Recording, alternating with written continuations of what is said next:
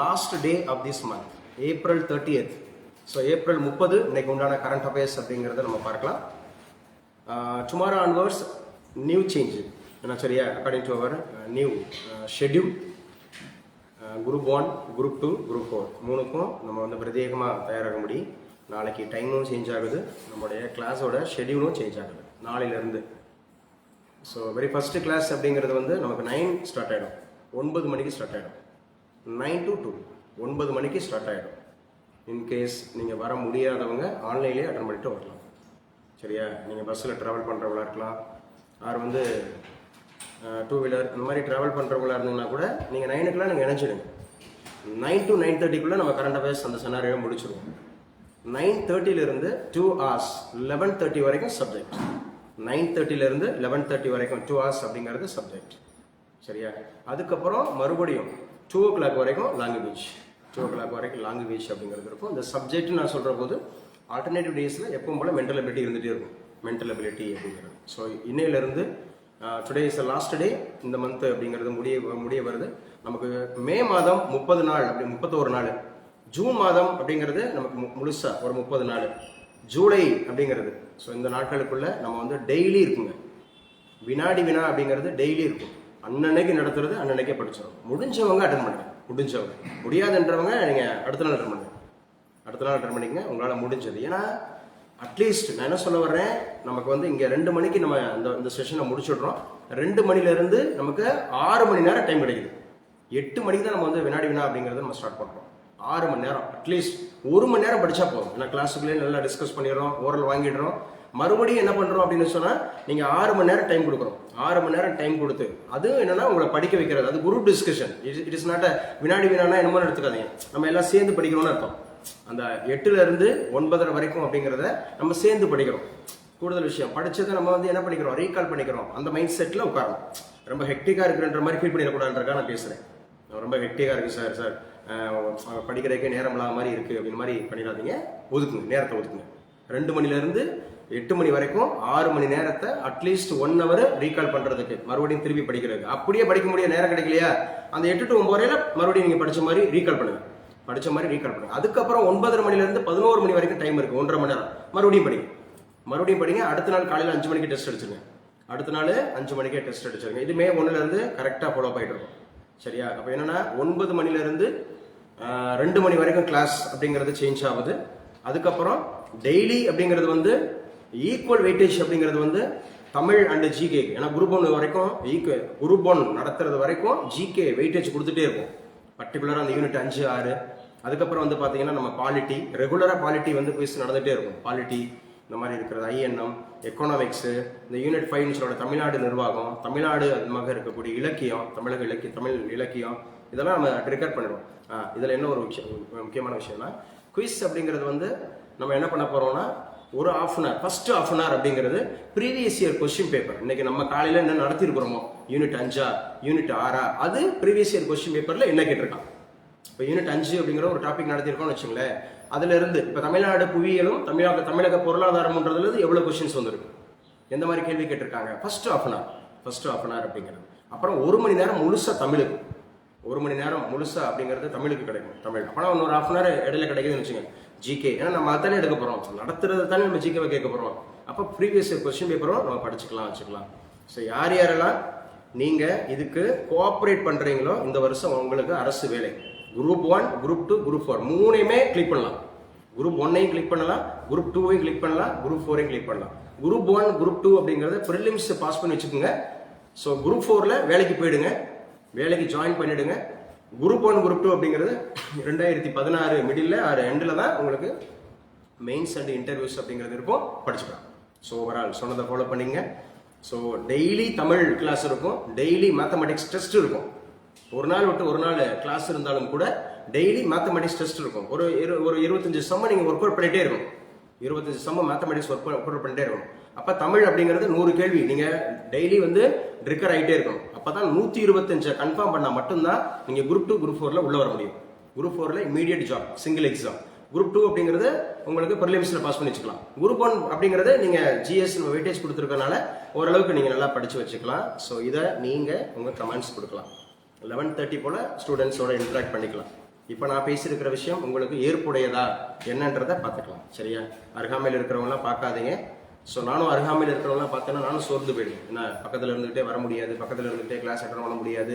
So quiz எல்லாம் எத்தனை பேர் அட்டன் பண்ணுறாங்கன்னா ஆக்டிவாக பண்ணக்கூடியவங்க இருக்கிறாங்க. நான் ஸ்ரீவத்சன் தம்பியெல்லாம் நான் கேள்விப்படும் போது வீட்டில் டிஸ்கஸ் பண்ணும்போது சொன்னாங்க, காலையில் தங்கச்சி சமைக்கிறாங்களா, தம்பி வந்து நைட்டு சமைக்கிறாரா, அவர் தான் நைட்டு சமைச்சு இந்த மாதிரி பண்ணுறாரா வைக்கிறாரா.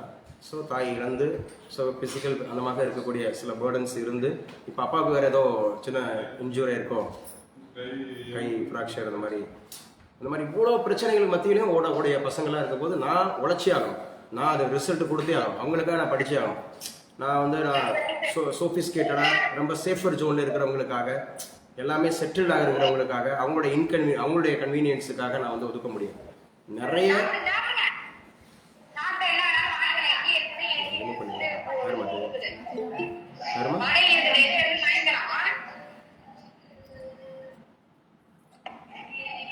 கிளாஸும் கவனிக்கிறது இல்லை. இப்போ கிளாஸ் அவங்க கவனிச்சுட்டு இருந்தாங்கன்னா அவங்களுக்கு தெரிஞ்சிருந்திருக்கும் வி ஆர் டிஸ்டர்பிங் அப்படிங்கிற மாதிரி. கிளாஸை கவனிக்கலாங்க.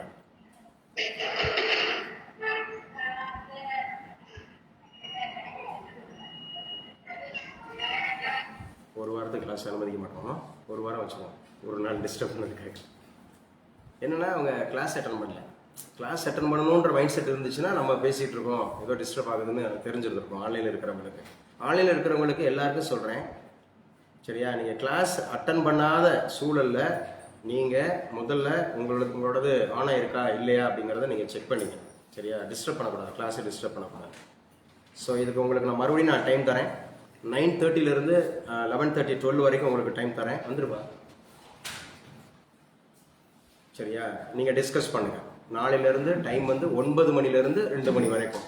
சரியா? 9 மணிலேருந்து 2 மணி வரைக்கும் நமக்கு டைம் இருக்குது. ஸோ அதிகபட்சமாக நமக்கு 5 மணி நேரம். 5 மணி நேரம் அப்படிங்கிறப்ப 2 மணி நேரம் ஈக்குவல் வெயிட்டேஜ் கொடுக்க போகிறோம் சப்ஜெக்ட்டுக்கும் அதுக்கும். இதுக்கு இடையில டிஸ்கஷன்லாம் இருக்கும், இந்த current affairs, previous year question paper டிஸ்கஷன்லாம் 1 மணி நேரம் இருக்கும். அப்சல்யூட்டாக 15 மினிட்ஸ் தான், 15 நிமிஷம் தான் நமக்கு பிரேக். அதுக்கேற்ற மாதிரி நீங்கள் குயிக்காக வந்துடுங்க. நான் பசங்களும் கொஞ்சம் தூரமாக போக வேண்டி இருக்குன்றனால சீக்கிரமாக வந்துடுங்க, குயிக்காக வந்துடுங்க. எழுதிக்கலாம். சொன்னிக்கணும்னா current affairs April 30th last day of this month. இனி என்ன பண்ணுவோம்னா இடையில இனி ஃபுல் மந்த்து குவிஸ், அதாவது current affairs test full month. ஜனவரி, பிப்ரவரி, மார்ச், ஏப்ரல் 4 மாதம். முதல்ல இதை முடிச்சுட்டு அதுக்கப்புறம் முன்னாடி உள்ள ஜனவரி பிப்ரவரியிலேருந்து 2024 அதை ஃபுல் இயர் எழுதிடணும். இதை 4 மாதம் எழுதிடணும், ஏப்ரல் வரைக்கும். இதில் இருந்து தான் நமக்கு குரூப் 1 அப்படிங்கிறதுக்கான கரண்ட் அஃபேர்ஸ். இது ஏன் சார் கரண்ட் அஃபேர்ஸ் நான் ரெகுலராக கொடுத்துட்டு இருக்கேன், குரூப் 1 மட்டும் ஃபோக்கஸ் பண்ணிட்டு போயிடக்கூடாது. ஸோ சில பேர் நினைக்கலாம், என்ன குரூப் 1க்கு தான் நீ இனிமேல் கரண்ட் அஃபேர்ஸ் கேட்க மாட்டாங்களே நினச்சிடக்கூடாது. அடுத்து குரூப் 4க்கு என்ன பண்ணுவீங்க, அடுத்து குரூப் 2க்கு என்ன பண்ணுவீங்க, அடுத்து மெயின்ஸுக்கு என்ன பண்ணுவீங்க, அடுத்து குரூப் 1 எழுதி வச்சுட்டு மெயின்ஸுக்கு என்ன பண்ணுவீங்க. மெயின்ஸுக்குன்னு சொல்லியிருக்கேன்ல, ஒரு நாள் கூட கரண்ட் அஃபேர்ஸ் மிஸ் பண்ணிடக்கூடாது. புத்திசாலித்தனம்.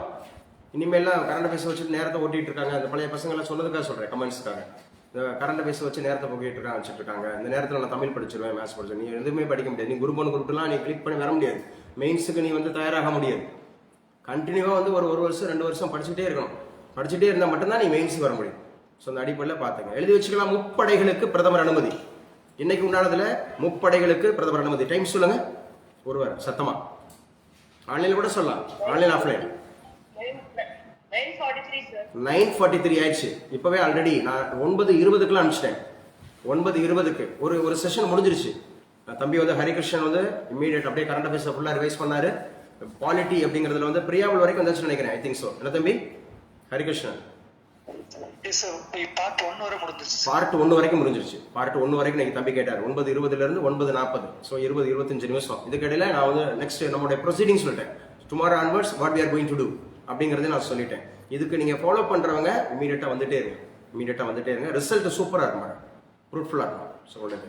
ஸோ முப்படைகளுக்கு பிரதமர் அனுமதி. எதுக்கு சார் இந்த முப்படைகளுக்கு பிரதமர் அனுமதி? பெஹல்காம் அப்படிங்கிறதுக்கான பதிலடி தாக்குதல். பெஹல்காம் நம்ம ஏற்கனவே பேசிட்டோம்.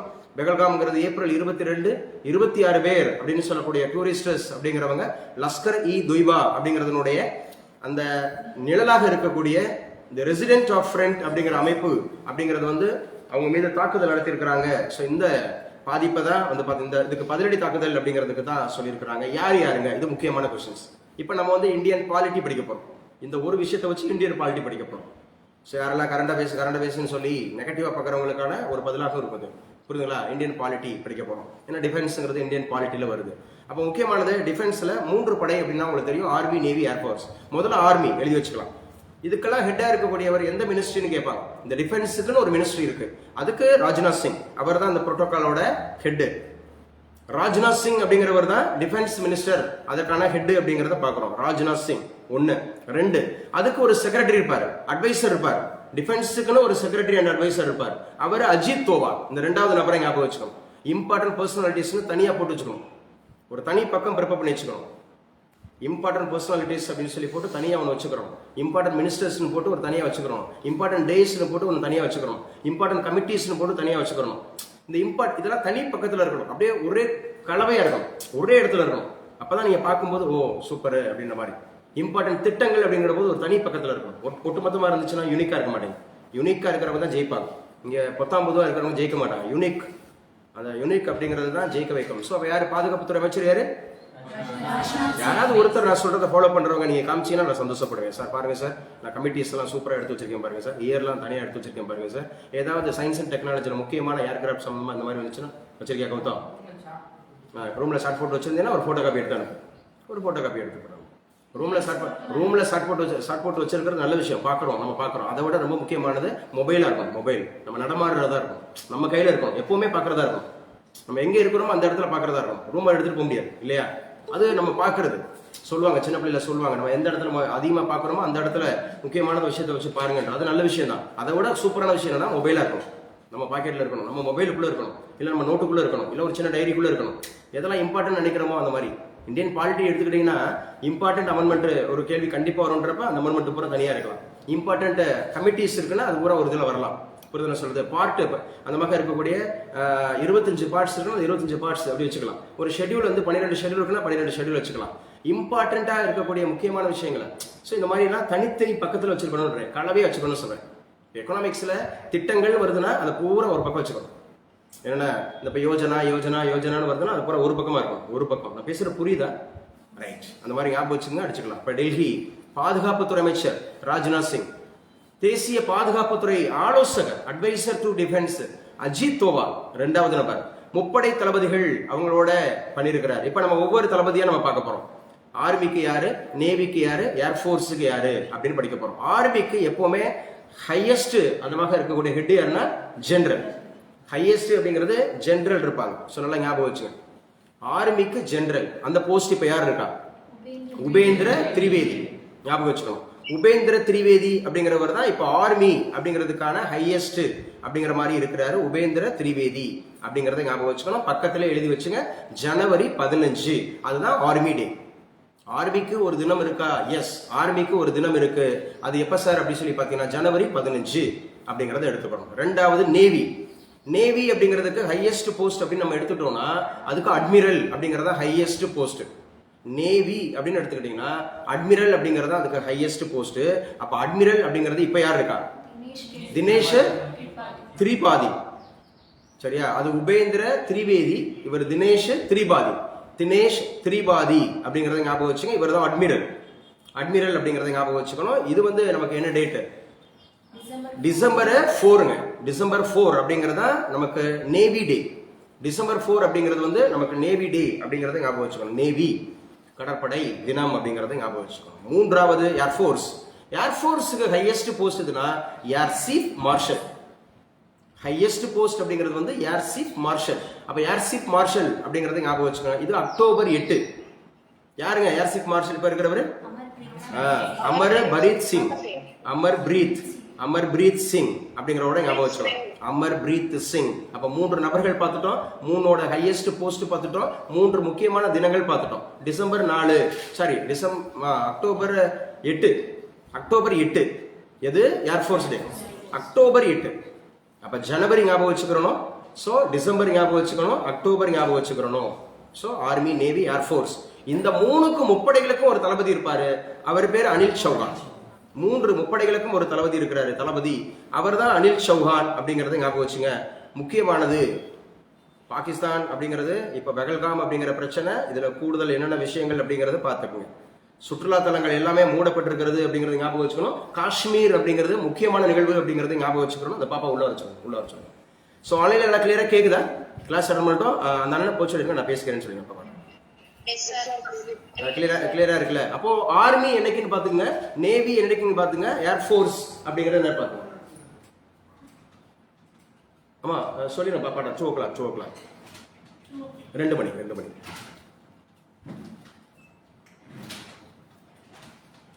ஸோ இது ரொம்ப முக்கியமானதாக பார்க்கப்படுது அப்படிங்கிறத ஞாபகம் வச்சு அந்த பேப்பரை அனுப்பியாச்சு, குரூப்லாம் அனுப்பியாச்சு, பேப்பரும் அனுப்பியாச்சு. நீங்களும் ஒரு கிளான்ஸ் பாருங்க, நீங்களும் ஒரு கிளான்ஸ் அப்படியே பார்த்துருங்க, வச்சிருங்க. ரொம்ப முக்கியமானது எழுதி வச்சுங்க. மீண்டும் பிரதமராகிறார். யாரு சார் அப்படின்னு கேட்டா, கனடாவில் புதிய பிரதமர் அப்படிங்கிறது ஜஸ்டின் ரூடே. வாங்கம்மா ப்ளீஸ். ஜஸ்டின் ரூடே அப்படிங்கிறவருக்கு பிறகு யார் வந்திருக்கிறா அப்படின்னு சொன்னா, இப்போ மார்க் கார்னி அப்படிங்கிறவர் வர்றார். மார்க் கார்னி அப்படின்னு சொல்லக்கூடியவர் வரார் அப்படிங்கிறத ஞாபகம் வச்சுக்கோம். ஸோ கனடாவில் மீண்டும் பிரதமர் ஆகிறார். கரண்ட் அஃபேர்ஸ் அப்படிங்கிறத போட்டுங்க, எழுத ஆரம்பிச்சிருங்க. ஸோ 11:30க்கு நம்ம பேசுவோம், சரியா? 11:30க்கு பேசுவோம். ஆல்ரெடி அம்மா பேசிட்டாங்க.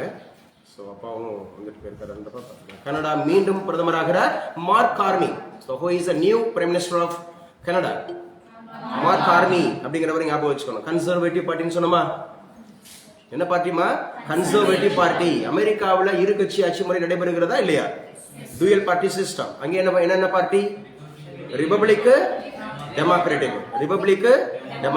இந்த வீடியோவும் தரேன்ப்பா, கொஞ்சம் ஸ்பீடா போகும் இந்த கிளாஸ், அதனால பயந்துடக்கூடாது. அந்த வீடியோவும் தரேன். இப்படிதான் படிக்கணும், அப்பதான் குரூப் 1 அடிக்க முடியும், குரூப் 2 அடிக்க முடியும், குரூப் 4 அடிக்க முடியும். நீங்க 3க்குமே எலிஜிபிள், சரியா? குரூப் 1 இப்பதானே ஃபைனல் இயர் எழுதிருக்கீங்க தானே, நீங்க அப்ளை பண்ணலாம். குரூப் 1 அப்ளை பண்ணலாம். முன்னாடிலாம் வந்து ஃபைனல் இயர் ஸ்டூடெண்ட்ஸ் அப்ளை பண்ண முடியாது, இப்போ வாய்ப்பு கொடுத்துருக்காங்க. ஃபைனல் ஸ்டூடெண்ட்ஸ் அப்ளை பண்ணலாம்னு சொல்லிட்டு எழுதிருங்க. குரூப் 2 இன்னும் வரல, குரூப் 4 கால் ஃபார் ஆயிடுச்சு, சரியா? இன்னொன்று எஸ்ஐ கால் ஃபார் ஆயிருக்கு, ஹைட்டு மட்டும் பார்த்துங்க. சும்மா அப்ளை பண்ணுவீங்க, படிக்கலாம். டிஎன்பிஎஸ்சி இந்த மாதிரி இருக்கிற விஷயத்துல. ஸோ கனடாவில் மீண்டும் பிரதமராகிறார் மார்க் கார்னி அப்படிங்கிறத ஞாபகம் வச்சு. கனடாவோட கேபிட்டல் சிட்டி எது? ஒட்டோவா, சரிங்க? ஒட்டோவா அப்படிங்கிறத கனடாவோட கேபிட்டல் சிட்டி அப்படிங்கிறது. இவர் கன்சர்வேட்டிவ் பார்ட்டி அப்படிங்கிறத ஞாபகம் வச்சுக்கணும். அமெரிக்கா அப்படின்னு சொன்னாவே டெமோக்ராட்டிக் ரிபப்ளிக் ஞாபகம் வச்சுக்கணும். இப்ப இருக்கக்கூடிய அதிபர் ரிபப்ளிக் பார்ட்டி ஞாபகம் வச்சுக்கணும். இப்ப இருக்கக்கூடிய அதிபர் டொனால்ட் ட்ரம்ப் ஞாபகம் வச்சுக்கணும். இப்ப இருக்கக்கூடிய அதிபர் 47 ஞாபகம் வச்சுக்கணும். என்னங்க? 47 ஞாபகம் வச்சுக்கணும், சரியா? இது ரொம்ப முக்கியமானது அப்படிங்கிறத பார்க்கிறோம். அடுத்து என்ன சார்? நம்ம தமிழகத்துல நிறைய முக்கியமான மசோதாக்கள்லாம் பண்ணியிருக்கிறாங்க. குறிப்பாக கட்டாய கடன் வசூலுக்கு சிறை தண்டனை கொடுக்குறாங்க. யாராவது வந்து பாத்தீங்கன்னா இந்த மீட்டர் வட்டி, கந்து வட்டி, வட்டிக்கு மேல வட்டி கொடுத்து கஷ்டப்படுத்துறாங்கல்ல, அந்த மாதிரி இருந்துச்சுன்னா சிறை தண்டனை சொல்லிட்டாங்க. இது மாதிரி 18 மசோதாக்கள் நிறைவேற்றம் பண்ணியிருக்கிறாங்க. முக்கியமானதுங்க இது. அடுத்து நம்ம ஆல்ரெடி நம்ம பார்த்தோம், முக்கியமானது அப்படி சொல்லி பார்த்தோம். என்ன சார் முக்கியமானது அப்படி சொல்லி பாத்தீங்கன்னா, உச்சநீதிமன்றத்தினுடைய 52வது தலைமை நீதிபதியாக CJI, chief justice of India. தமிழ்ல ஃபாலோ பண்ணலாம், இங்கிலீஷ்ல ஃபாலோ பண்ணலாமா? உங்க பேர் சொல்லுங்கப்பா. பிரசன்னா ஆக்சுவலா வந்து என்ன படிச்சிருக்கீங்க? தமிழ் லிட்ரேச்சர். சூப்பர். அப்பனா 100 கேள்வி அதை வச்சுதான் உள்ள வர போறோம். அருமையான வாய்ப்பு. என்ன கேட்டா ஆர்ட்ஸ் அண்ட் சயின்ஸ் படிக்கிறவங்க ஃபர்ஸ்ட் ப்ரிஃபரன்ஸ் கொடுக்க சொன்னா நான் வந்து தமிழுக்கு தான் சொல்லுவேன். ஆர்ட்ஸ் அண்ட் சயின்ஸ்ல உள்ள வரீங்க, கவர்மெண்ட் ஜாப் தான் உங்களுடைய முதல் எய்ம்னு சொன்னா ஆர்ட்ஸ் அண்ட் சயின்ஸ்ல படிக்கக்கூடியவங்களுக்கு முதல் ப்ரிஃபரன்ஸ் வந்து தமிழ் கொடுங்கன்னு. ஒருவேளை மெட்ரிகுலேஷன்லேயே படிச்சு வரேன்னா இங்கிலீஷ் எடுங்கன்னு. மெட்ரிகுலேஷன்ல 3வது ஆப்ஷனா மேத்தமெட்டிக்ஸ் எடுக்கணும். 3வது ஆப்ஷன் மேத்தமெட்டிக்ஸ். இல்லங்க நான் யூபிஎஸ்சி அடிக்கணும் இல்ல ஏதாவது ஸ்பெசிபிக் வரணும்னா அடுத்த ஆப்ஷன் ஹிஸ்டரி போயிருங்கன்னு சொல்லுவேன். ஹிஸ்டரி ஆர் சோசியாலஜி அல்லது public administration or political science இந்த மாதிரி படிங்கன்னு சொல்லுவேன். அப்புறம் தான் நான் சயின்ஸ் வருவேன். அப்புறம் தான் சயின்ஸ். ஏன்னா கவர்மெண்ட் ஜாப் படிக்கணும்ன்றவங்களுக்கு, கவர்மெண்ட் ஜாப் வரணுன்றவங்களுக்கு, அரசு வேலை பெறணுன்றவங்களுக்கு கண்டிப்பாக. ஏன்னா சயின்ஸ்ன்னு நீங்க எடுத்துக்கிட்டீங்கன்னா நமக்கே தெரியுது இல்ல, மினிமம் ஏரியா தான் இருக்கு. அதுக்கப்புறம் அது வந்து இப்போ நீங்கள் ஒரு டீச்சர் ஆகணும்னு சொல்லி நினைக்கிறான்னு வச்சுக்கோங்க, சயின்ஸ் படிச்சு டீச்சர் ஆகணும்னா நீங்கள் 10ஆம் வகுப்பு வரைக்கும் இருக்கக்கூடிய ஒரு போஸ்ட்டை 4 பேர் பகிர்ந்துக்குவாங்க. பாட்னி படிக்கிறவன், சுவாலஜி படிக்கிறவன், பிசிக்ஸ் படிக்கிறவன், கெமிஸ்ட்ரி. இன்னைக்கு ஏகப்பட்டது போயிருச்சு. பயோடெக்னாலஜி, பயோ-கெமிஸ்ட்ரி அப்படின்னு நிறைய கோர்ஸ் போயிருச்சு. அப்போ அவங்க ஊரம் போட்டி போடுவாங்க. ஆனால் மேத்ஸுக்கு ஒரே ஒரு போட்டி தான், தமிழுக்கு ஒரே ஒரு போட்டி தான், ஹிஸ்ட்ரிக்கு ஒரே ஒரு போட்டி தான். நான் பேசுறது புரியுதா இல்லையா? மேத்ஸ் டீச்சர்னா ஒருத்தர் தான். ஸ்டாட்டிஸ்டிக்ஸ் படிச்சவரையோ இல்ல தமிழ் படிச்சவரையோ மேத்ஸ் டீச்சர் ஆக்க மாட்டாங்க. மேத்ஸ் டீச்சருக்கு மேத்ஸ் டீச்சர் தான், தமிழுக்கு தமிழ் டீச்சர் தான், இங்கிலீஷுக்கு இங்கிலீஷ் டீச்சர் தான், ஹிஸ்டரிக்கு ஹிஸ்டரி டீச்சர் தான். அப்ப post will be high, post வந்து வில் பி ஹையா இருக்கும். நான் பேசுறது புரியும் நினைக்கிறேன். அதே மாதிரி இங்க கவர்மெண்ட் எக்ஸாமுக்கு நீங்க வந்துட்டீங்கன்னா ஃபர்ஸ்ட் ப்ரிஃபரன்ஸ் 100 கேள்வி தமிழ்ல, குரூப் 2ல, குரூப் 4ல, சரியா? 100 கேள்வி இங்கிலீஷ்ல, அதே குரூப் 2ல 100 கேள்வி இங்கிலீஷ்ல. பேங்கிங்ல அப்படியே 35 கேள்வி, எஸ்எஸ்சில 50 கேள்வி. இப்படி தனித்தனியா இருக்கும். மேத்ஸ் படிச்சவங்களுக்கு, இங்கிலீஷ் படிச்சவங்களுக்கு, தமிழ் படிச்சவங்களுக்கு கிரெடிட் பாருங்க. பிள்ளைங்களை அரசு வேலைக்கு தான் நான் தயார்படுத்துறேன். ஏன்னா தமிழ்லேயே நீங்க யூபிஎஸ்சி எழுதலாம், மெயின்ஸுக்கு தமிழ்லேயே நீங்க யூபிஎஸ்சி எழுதலாம். அப்ப தமிழ் இலக்கியத்துல ஸ்ட்ராங்கா இருந்தீங்கன்னா தமிழ்ல படிச்சே நம்முடைய முன்னாள் சீஃப் செக்ரட்டரி இருந்தாருல்ல, யாரு இப்ப கொஞ்ச நாளைக்கு முன்னாடி இருந்தாருல்ல, இப்ப இருக்கவர் யாரு? முருகானந்தா. இதுக்கு முன்னாடி இருந்தவர் யாரு? இறையன்பு ஐஏஎஸ். யாருங்க? இறையன்பு ஐஏஎஸ். அவர் தமிழ் வழியில படிச்சு எழுதினவர். அதாவது மெயின்ஸ் ஃபுல்லாவே தமிழ்ல. அவர் அக்ரிகல்ச்சர் ஸ்டூடெண்ட். ப்ரிலிம்ஸ் பாஸ் பண்ணி மெயின்ஸ் ஃபுல்லா தமிழ் இலக்கியத்தை தான் நிறைய எடுத்துக்கிட்டாரு. அவருடைய பாடங்கள் எல்லாமே தமிழ் இலக்கியம். அவர் பேச்சு பேசும்போதே உங்களுக்கு தெரியும் எவ்வளவு தூரம் அந்த மாதிரி இருக்காரு. ஒரே வீட்டில் 2 ஐஏஎஸ். அவங்க அண்ணனும் ஐஏஎஸ் அப்படிங்கிறது. அப்ப என்ன பண்ணலாம்? தமிழ் படிச்சிருக்கீங்க. Prasanna Tamil. Umayal Ramanathan Alagappa arts. Okay, good, congrats. Murugesan sir இருந்தாரா? அவங்க பொண்ணு தேன்மொழி அப்படிங்கிற ஒரு ஸ்டூடெண்ட் நம்மகிட்ட படிச்சு தான் குரூப் கிளிக் பண்ணி பாஸ் பண்ணி போயிட்டாங்க. நம்பி வந்தார். இதே அகாடமி ஆரம்பிக்கும் போது இங்க வந்து பேசினார். அதுக்கப்புறம் புது ஆண்டு புது வாழ்வுன்னு சொல்லிட்டு கண்ணதாசன் மணிமண்டலத்தில் இருக்கும்போது அவர் தான் சீஃப் கெஸ்டா இருந்தார். மதுரைக்கார். அவங்க மனைவி நம்மகிட்ட தான் படிச்சு பாஸ் பண்ணாங்க. இதுல குறிப்பிடத்தக்கது முருகேசன் சார் இருக்காங்கல்ல, அவங்க மனைவி நம்மகிட்ட தான் டிஇடி படிச்சு பாஸ் பண்ணாங்க. இப்போ கவர்மெண்ட் ஸ்கூல்ல டீச்சர். டிஇடி எழுதி பாஸ் பண்ணாங்க. கவர்மெண்ட் ஸ்கூல் டீச்சர் இருக்காங்க. தேன்மொழி நம்மகிட்ட தான் படிச்சாங்க. MSc physics. இங்க சயின்ஸ்ல படிச்சிருந்தாங்க. எம்எஸ்சி பிசிக்ஸ் படிச்சு இப்போ குரூப் டூ கிளிக் பண்றாங்க. 3 பேர் படிச்சாங்க. அதுல அந்த பொண்ணு மட்டும் கிளிக் பண்ணி போச்சு. அவங்க ஃப்ரெண்ட்ஸ்ல 3 பேர் படிச்சாங்க. அந்த ஐயா இப்போ ரிட்டையர்டு நினைக்கிறேன். I think so retired. இல்லை முருகேசன் ஐயான்னு சொல்லிட்டு நல்லா பேச்சாங்க. நல்லா பேசுவார், நல்லா இது பண்ணுவார். சரியா? ஸோ ஞாபகம் வச்சுங்க. பிரசன்னா உங்களுக்கு அறிமுகப்படுத்திட்டேன். அவங்க பிஏ தமிழ் லிட்ரேச்சர் படிச்சிருக்கிறாங்க. ஸோ வெல்விஷர் கூட வாரம் அந்த அக்கா வந்து பயங்கரமா என்ன பண்ணுவாங்கன்னா, எனக்குன்னு ஒரு ஸ்பெஷல் கவனிப்பு பண்ணிப்பாங்க. சார் வந்துட்டாங்க சீக்கிரமா. நான் வர்றதே ரொம்ப ஹரிபரியாக வருவேன். ஏன்னா நான் வந்து அவங்க வந்து பார்த்தீங்க அப்படின்னு சொன்னால் அந்த சிக்கன் அந்த மாதிரி வச்சிருக்காங்க. போய் வேகமாக வாங்கிட்டு மறுபடியும் உங்களுக்கு கிளாஸ் வருவேன். 9:30க்குலாம் உங்களுக்கு கிளாஸ் வரணுன்றக்கா போய்க்கு வருவேன். அக்கா அவனே வெயிட் பண்ண விட மாட்டாங்க. ஸோ பிரசன்னாவுக்கு வாழ்த்துக்கள். சரியா? நீங்கள் ஒரு ஆஃபீஸராக இந்த இடத்துல இருந்து போகணும் நம்பி அம்மா அனுப்பியிருக்காங்க. நானும் சொல்லிட்டே இருந்தேன். என்ன டிகிரி படிச்சுட்டு தான் வரணுன்ற மாதிரி சொன்னாங்க. இருந்தாலும் வந்திருக்கலாம். 18 கம்ப்ளீட் ஆச்சுன்னா வந்துடணும். தம்பிக்குமே இப்போ 18 வயசு ஆயிடுச்சுன்னா வந்துடணும். தம்பி பாலிடெக்னிக் படிச்சுட்டு இருக்காங்கல்ல, உள்ள ஓடிடணும். அரசு வேலைக்கு போயிடணும். சரியா? உச்சநீதிமன்றத்தினுடைய 52வது தலைமை நீதிபதியாக கவாய் நியமனம் அப்படின்றத பாருங்க. இவர் மே 13ஆம் தேதி பதவி ஏற்பாரா? நியமனம் தான் சொல்லியிருக்காங்க. பதவி ஏற்கிறது 13ஆம் தேதி. அவர் 13ஆம் தேதி வரைக்கும் இருக்கிறாருல்ல. யாரு 51வது தலைமை நீதிபதி? யாரு? சஞ்சீவ் கண்ணா. பேசுங்க. சஞ்சீவ் கண்ணா அப்படிங்கிறது 51வது தலைமை நீதிபதி. இப்ப 52வது தலைமை நீதிபதியாக கவாய். சோ தலைமை நீதிபதினாவே யாரால தேர்ந்தெடுக்கப்படுவாங்க? பிரசிடென்ட். யார் பதவி தூக்குவாங்க? பிரசிடென்ட். யார் தூக்க முடியும்? யார் அதுக்கு ஒப்புதல் அளிக்கணும்? பார்லிமெண்ட். இம்பீச்மெண்ட்.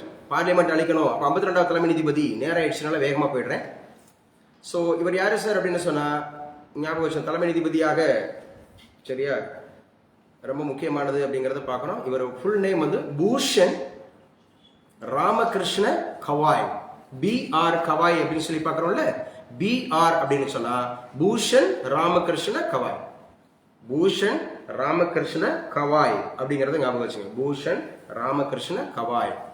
இவர் சஞ்சீவ் கண்ணா 13ஆம் தேதி ஓய்வு பெறுகிறார். அதே நாளில் இவர் பதவி ஏற்பார். ஸோ இவர் 16ஆம் தேதிங்க. மே 16 16ஆம் தேதி அப்படிங்கிறது பதவி ஏற்கிறார் அப்படிங்கறத ஞாபகம் வச்சுங்க. ஸோ இவர் எப்போ வரைக்கும் இந்த பதவியில் நீடிப்பார் அப்படின்னு கேட்டா இவருடைய வயது 65 தான் ஓய்வு பெறும் வயது. 65 வயசு வரைக்கும் இருக்கலாம். ஒருத்தர் தலைமை நீதிபதியாக நியமிக்கப்பட்டா அவர் 65 வயசு பூர்த்தி ஆகிற வரைக்கும் இருக்கலாம். சரி? அப்ப 65 வயசு வரைக்கும் எப்போ ஆகுது? டிசம்பர் 23 ஆகுது. டிசம்பர் 23 வருகிற டிசம்பர் 23 ஆயிடுது. அதுக்கப்புறம் புதுசு வரப்போறார். மகாராஷ்டிரா மாநிலத்தை சார்ந்தவரா. 85ல இவர் வந்து வழக்குரைஞராக பதவி பெற்றிருக்கிறார் அப்படிங்கறத ஞாபகம் வச்சுங்க. இது நமக்கு ரொம்ப கூடுதலா தேவையில்லை. ஸோ 2019 உச்சநீதிமன்ற நீதிபதி ஆனார். 2019ல் உச்சநீதிமன்ற நீதிபதியா இருக்கிறாரு. இப்போ 2025ல் கரெக்டா 6 வருஷத்துல தலைமை நீதிபதி ஆயிட்டார். அப்ப இவர் தான் சீனியர் மோஸ்டா இருந்திருக்காரு. சீனியர் மோஸ்ட் தான் வர முடியும். இதுதான் முக்கியம். சீனியர் மோஸ்ட் அப்படிங்கறத வர முடியும் அப்படிங்கறத பாருங்க. Senior most. அப்போ உச்சநீதிமன்ற நீதிபதி அப்படிங்கறத பார்த்தாச்சு. 3935 போஸ்ட் இல்லையா? 10th பாஸ் பண்ணியிருந்தா போதும். 3935 போஸ்ட் அப்படிங்கிறது 10th படிச்சிருந்தா போதும். ஈஸியா வந்துடலாம். இலவச அறிமுக வகுப்பு 4ஆம் தேதி சொல்லியிருக்காங்க. நமக்கு ஒரு இலவச மாதிரி தேர்வு வைக்கிறோம் வருகிற ஞாயிற்றுக்கிழமை. யார் இருந்தாலும் எழுத சொல்லுங்க. அது வந்து நீங்க குரூப் 1க்கு ஜிகேவை நீங்க அது மாதிரி எழுதிக்கங்க. JP நட்டா எழுதி வச்சுங்க. யாருங்க அவர்? JP Nadda public health minister of India. எழுதுங்கப்பா. Public health minister of India JP Nadda அப்படின்னு சொல்லக்கூடியவர். பிஜேபியினுடைய தலைவராகவும் இருந்தவர். JP நட்டா சென்னை வருகை. JP நட்டா அப்படிங்கிறவர் சென்னை வருகை அப்படிங்கறத ஞாபகம் வச்சுங்க.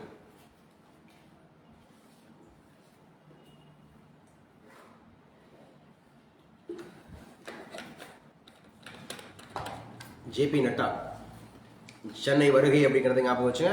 என்ன மினிஸ்டர் இருக்கு? Public health minister. இப்போ பாப்பாட்ட கேட்டு பார்ப்போம். பிரசன்னா கண்டிப்பாக தெரிய வாய்ப்பு இல்லை, இருந்தாங்க செக் பண்ணுறேன். அதாவது எப்படின்னா, ஒரு அகாடமியில் சேர்றதுக்கு முன்னாடி நம்ம எப்படி இருக்க போகிறோம், இனி எப்படி ஆக போகிறோன்றதான், எப்படி இருந்தோம் எப்படி இருக்க போகிறோம்.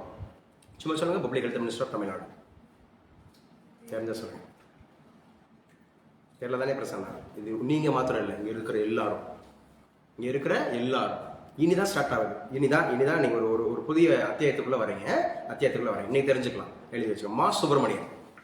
மா சுப்பிரமணியன் இங்கே வந்தவங்க எல்லார்ட்டையும் கேட்டிருக்கேன் இந்த கொஸ்டின்ஸ். எல்லாருக்கிட்டமே மேக்ஸிமம் கேட்டிருப்பேன். பாருங்க, நம்ம எப்படி தெரிஞ்சுட்டு வந்திருப்போன்றதுக்காக. எல்லாருக்குமே தெரியாம தான் வந்திருப்போம். இனி தெரிஞ்சுக்கணும். மா சுப்பிரமணியன் தமிழகத்தினுடைய சுகாதாரத்துறை அமைச்சர். அப்படின்றது. ஸோ உங்களுக்கு தமிழ் வந்து அழகப்பா ஆர்ட்ஸில் கிடைச்சிருக்குன்னா நீங்கள் கண்டிப்பாக மெரிட்டோரியஸ் ஸ்டூடெண்ட்ஸாக இருக்கணும். எவ்வளோ மார்க் எடுத்தீங்க +2ல?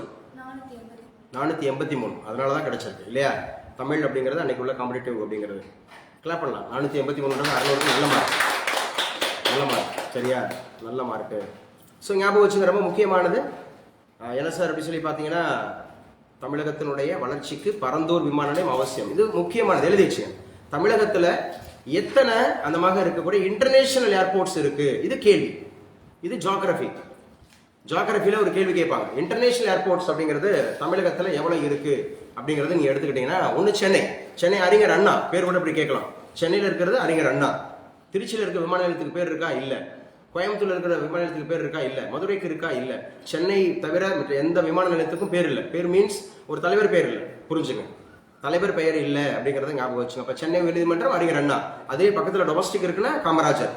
டொமஸ்டிக் அப்படின்னா உள்நாட்டு விமான நிலையத்துக்கு பேர் வந்து பாத்தீங்கன்னா காமராஜர் அப்படிங்கறத ஞாபகம் வச்சுக்கணும். கொஞ்சம் ஸ்பீடா இருக்கும் பிரசன்னா.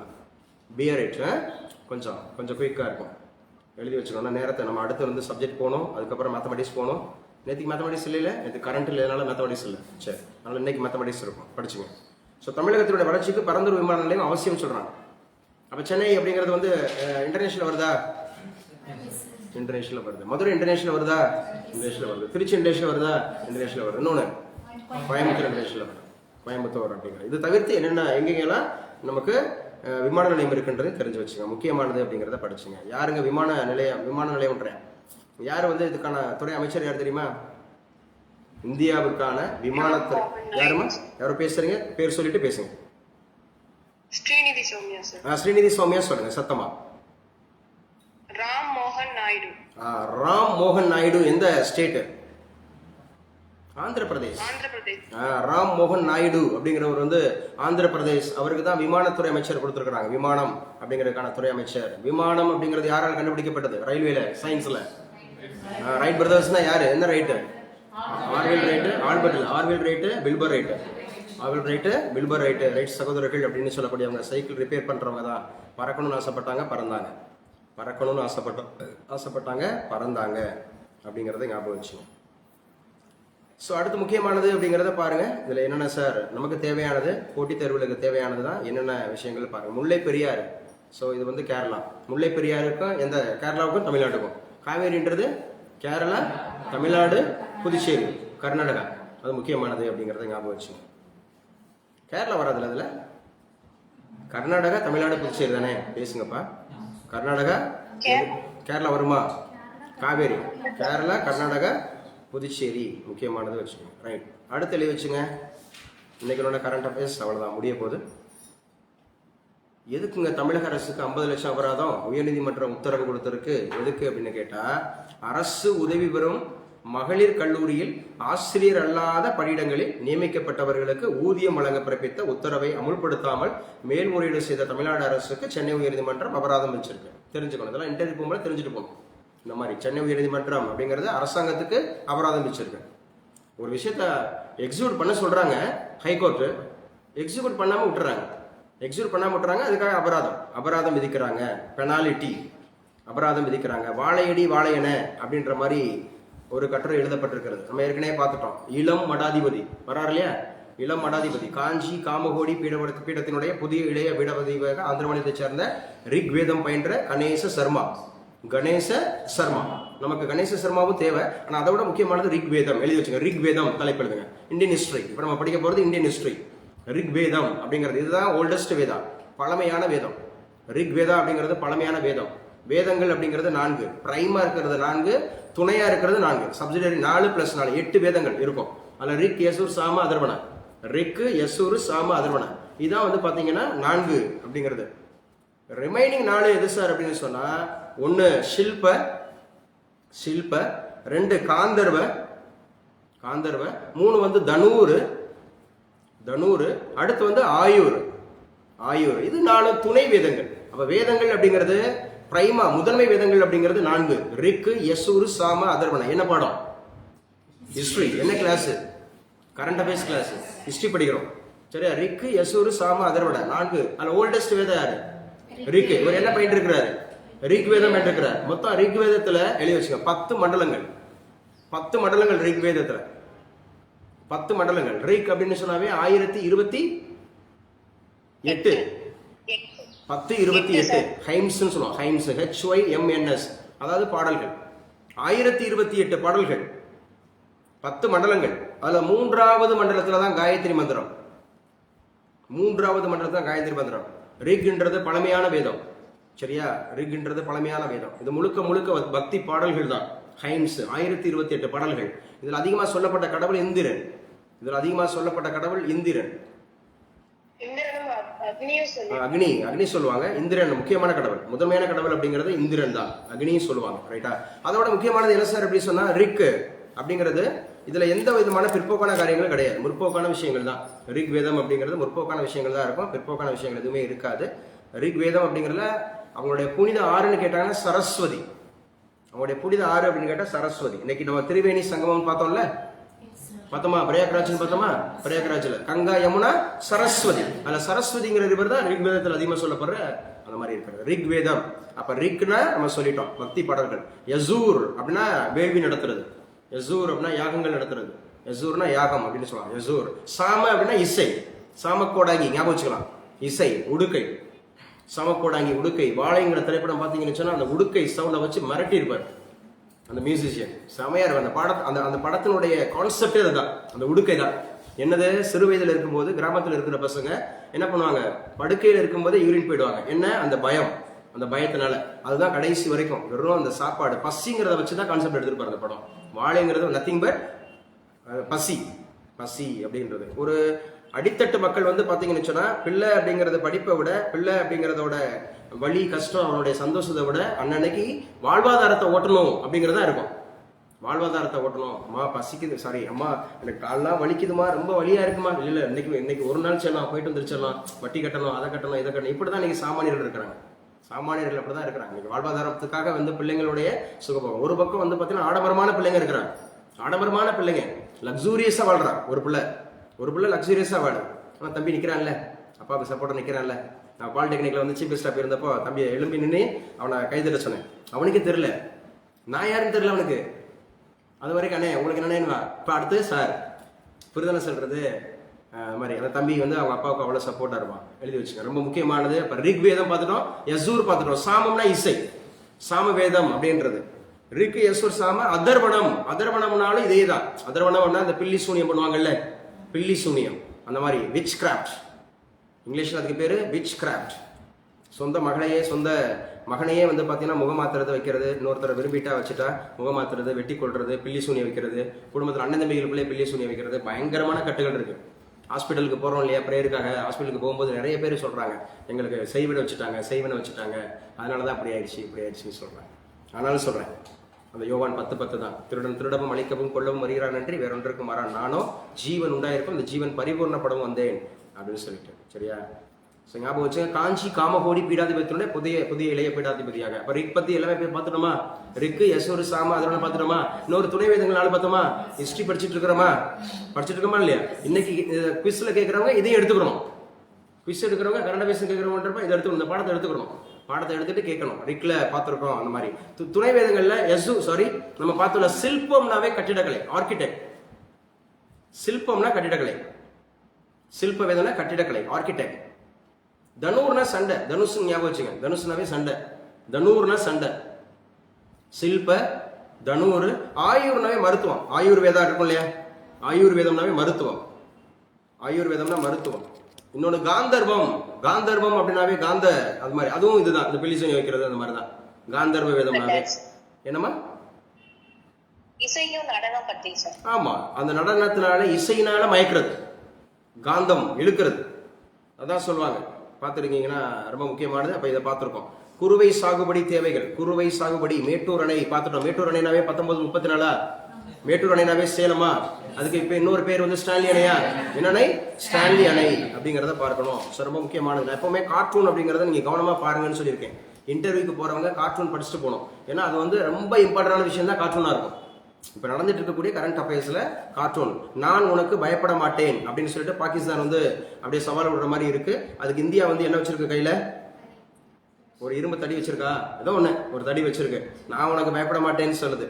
நான் உனக்கு பயப்பட மாட்டேன். முப்படைகளை கூப்பிட்டு பேசிட்டாரு இல்லையா, பேசிட்டோம். ஆர்மி, நேவி, ஏர்போர்ஸ் பேசிட்டோம்ல. முப்படைகள் தளபதி அனில் சௌகான் தானே. ஆர்மிக்கு வந்து பாத்தீங்கன்னா உபேந்திர திரிவேதி பார்த்துட்டோம்ல. நேவிக்கு யாரு, தினேஷ் திரிபாதின்னு பார்த்துட்டோம்ல. சோ ஏர்போர்ஸுக்கு யாரு, அமர்பரீத் சிங் பார்த்துட்டோம். ஜனவரி 15 பார்த்துட்டோம், அக்டோபர் 8 பார்த்துட்டோம், டிசம்பர் 4 பார்த்துட்டோம். முக்கியமா பார்த்துட்டோம்ல. அனில் சௌகான் பார்த்துட்டோம். சரியா, அப்புறம் அஜித் தோவால் பார்த்துட்டோமா. இன்னைக்கு கிளாஸ் இருக்கும், இன்னைக்கு கிளாஸ்ல பேசியிருக்கேன், அது இருப்போம், கேட்டுங்க. அஜித் தோவால் அப்படிங்கிறது பாதுகாப்புத்துறை ஆலோசகரா.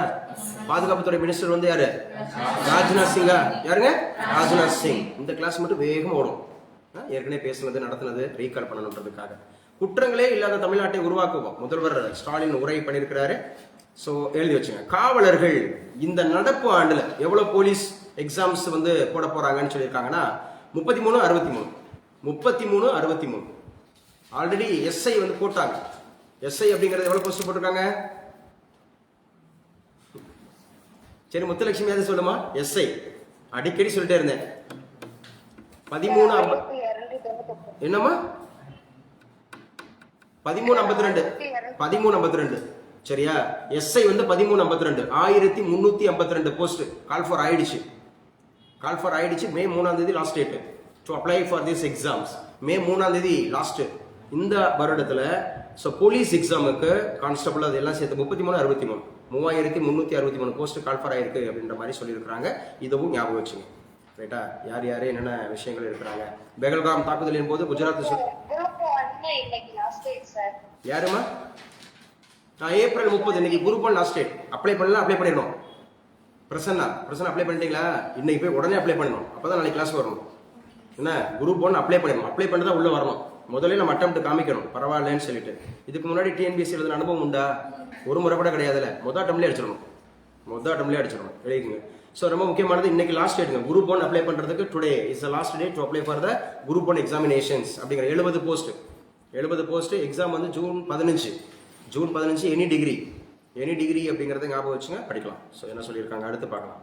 கஜ் யாத்திரை 2 விமானங்களில் 550 பேர் பயணம். கிரண் ரிஜிஜு அப்படிங்கிறவர் வாழ்த்து. முன்னாள் அப்படிங்கிற சட்டத்துறை அமைச்சர். இந்நாள் கல்வியை நவீனமாக்குவதில் அரசு கவனம். பிரதமர் மோடி சொல்லியிருக்கிறார்.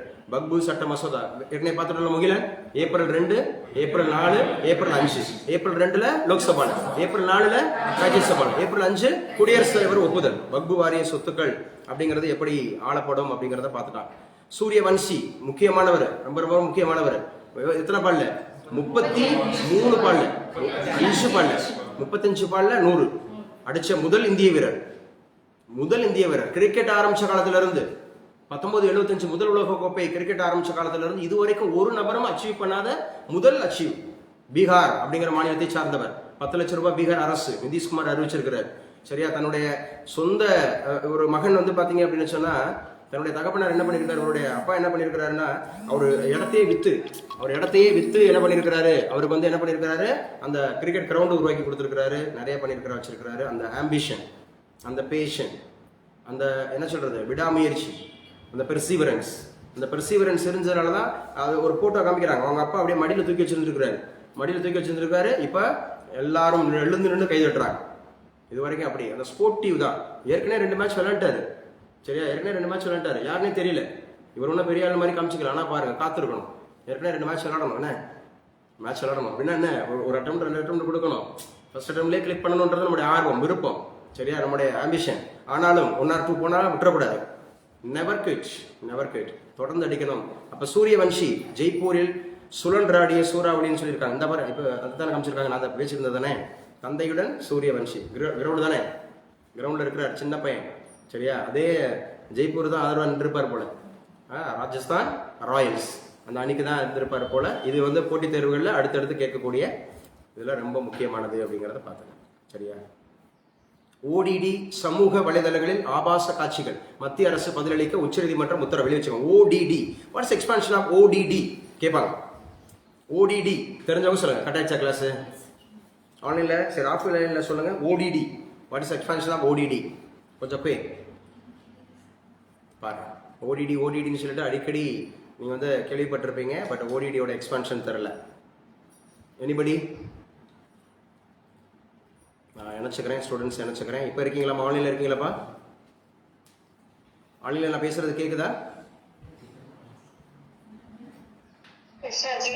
ஆன்லைன்ல சொல்லுங்க பாப்போம். What is expansion of OTT?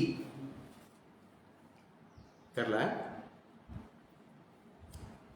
OTT சமூக வலைதளங்களில் அந்த ஆபாச படங்கள் அப்படிங்கிறது இருக்கு அப்படிங்கிறதுக்காக மத்திய அரசு கண்டனம் தெரிவிச்சிருக்குது. சரியா? நான் ஏற்கனவே சொல்லியிருக்கேன். என்னதான் மத்திய அரசு, கோர்ட்டு, போலீஸ் என்னப்பா ஓவர் த, சும்மா சொல்லுங்க, ட்ரை பண்ணுங்க தேஷ்முகி. Over the top, over the top, OTT. அப்போ ஓடிடி அது பேரு. ஓவர் தி டாப்னா ஓடிடி கிடையாது, OTT, over the top, OTT. So ரொம்ப முக்கியமானது. ஓடிடி சமூக வலைதளங்களில் ஆபாச காட்சிகள். நான் ஏற்கனவே சொல்லியிருக்கேன். நம்மளோட சரீரத்தினுடைய விளக்கு இது கண்ணு. நம்ம சரீரத்தோட விளக்கு என்ன? கண்ணு. உன் கண்ணானது கெட்டு போனா சரீரம் முழுவதும் கெட்டு போச்சு. சரீரம் முழுவதும் கெட்டு போச்சு. ஸோ இருள் அடைஞ்சிரும் சரீரம் முழுவதும். கனடா மீண்டும் பிரதமராகிற மார்க் கார்னி நம்ம பார்த்துட்டோம். மார்க் கார்னி பார்த்தாச்சு. ஸோ ரொம்ப முக்கியமானது. ஈரான் அலட்சியத்தால் துறைமுக வெடி விபத்து நடந்திருக்கு. நிறைய பேர் செத்துருக்காங்க. நியூசிலாந்தில் சக்தி வாய்ந்த நிலநடுக்கம் ஏற்பட்டிருக்கு. சீனாவில் உணவகத்தில் தீ, 22 பேர் உயிரிழந்திருக்கிறாங்க. ஸோ இதெல்லாம் முக்கியமான விஷயங்களா பார்க்கலாம். மதுரை மீனாட்சி அம்மன் கோவில் உங்களுக்கு எல்லாரும் தெரியும். நயினார் நாகேந்திரன். யாருங்க இப்போ தமிழகத்தோட பிஜேபி? நயினார் நாகேந்திரன். பேசுங்க. நயினார் நாகேந்திரன் யார்? தமிழகத்தினுடைய விவசாயத்துறை அமைச்சர் எம்ஆர்கே பன்னீர்செல்வம். இவர் தான் எம்ஆர்கே பன்னீர்செல்வம். இவர் தானே உங்களுக்கு தெரியலையோ? எம்ஆர்கே பன்னீர்செல்வம். அவ்வளோதான், முடிஞ்சு. கிளாஸ் முடிஞ்சு. கரண்ட் அஃபேர்ஸ் கிளாஸ் முடிஞ்சு. ஜிகே அப்டேஷன் முடிஞ்சு. அப்படியே எழுதிக்கலாம். யூனிட் 5 பிரசன்ட் எழுதிக்கலாம். யூனிட் 5 டிசைடிங் ஃபேக்டராக இருக்க போகிறது. யூனிட் 5 டிசைடிங் ஃபேக்டராக இருக்க போகிற சப்ஜெக்ட். அதிகமான கேள்விகள் வரும். சரியா? கிளாஸ் அப்படியே ரெடி பண்ணிக்கலாம்.